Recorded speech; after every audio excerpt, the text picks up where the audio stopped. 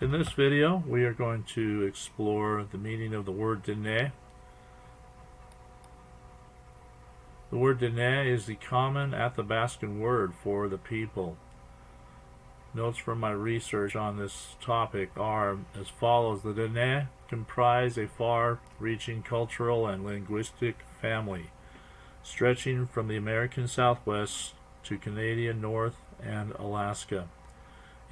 Even language ties to Siberia, as they have mingled between the continents over the millenniums.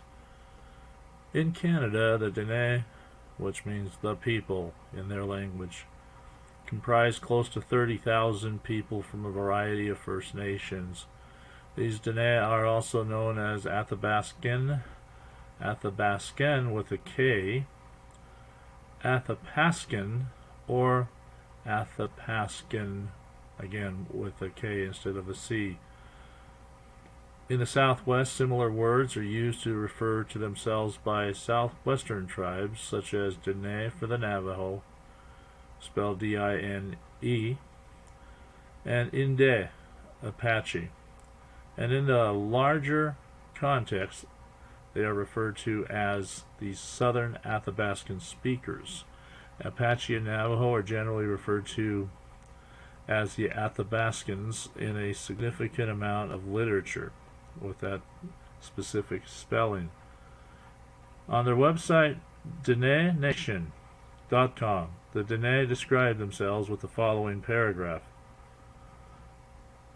Also known as the Athapascan peoples, the Dene Nation is a political organization in Deneda, meaning the land of the people, located in Northwest Territories, Canada. The Dene Nation covers a large geographical area, from present-day Alaska to the southernmost tip of North America. That would be Panama. Here's the references used for the preceding slide. If you go to the CanadaHistoryProject.ca, you'll see this page. Notice the map where the Canadian Dene are located. Here's some of the other groups associated with the Dene peoples.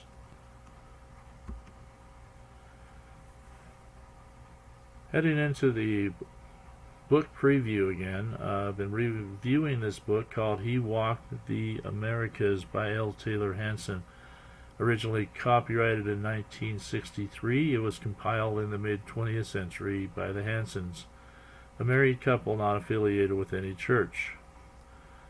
A sub-theme emerged in these stories of many cultures where they exhibited a disdain for the Messiah. Typically the priesthood does, and when he does pay them a visit, the jealous priests often seek to murder him.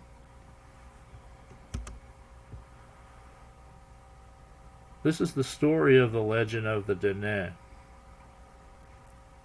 On the way toward the people of the Zuni Mahant Azoma met the Dene. These were not the tribes as we know them today, called Navajo and Apache, but a lost tribe of the wandering serpents, coming northward along the mountains. In the wild redlands of Monument Valley, this tribe of the serpents met the prophet.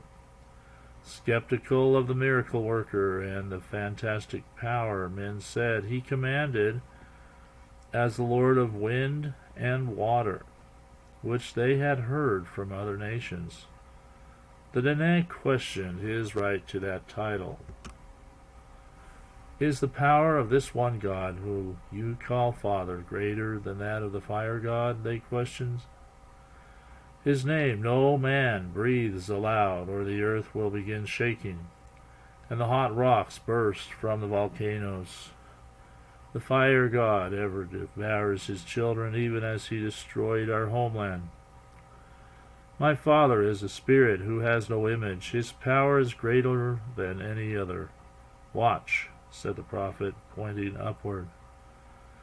A giant rock, which had been lying near them, half the size of a fallen cliff face, began to rise slowly above them.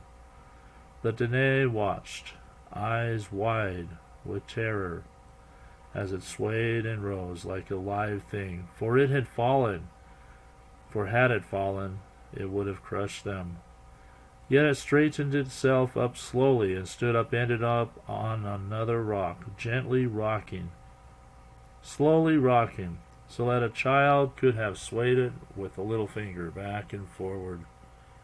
That part of the Dene, whom we call Navajo, have another legend. To the prophet, names meant nothing, but they are important to the Dene. So he asked the healer the name of his one God. And when the prophet asked them to name him, they refused, saying that they knew not what name to give him. Then they made a suggestion. Surely in your childhood across the ocean you were told his name? What name did they tell you? So the Navajo have the name he gave them, Great Jehovah. Today, white man hearing is deeply puzzled. The end photos here, as you can see, Monument Valley. The prophet is raising a giant rock. You will see several possible examples of this. Even Mexican Hat, Utah, which is a little bit east of Monument Valley, has a remarkable balancing rock.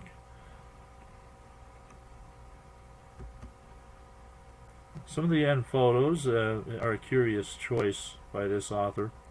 Here's the Pyramid of the Sun in Teotihuacan. Pyramids at Monte Alban, and the temple at Monte Alban.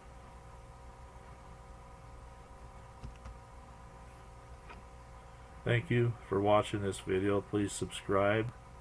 Please like and comment if you have some insight. Thank you for watching.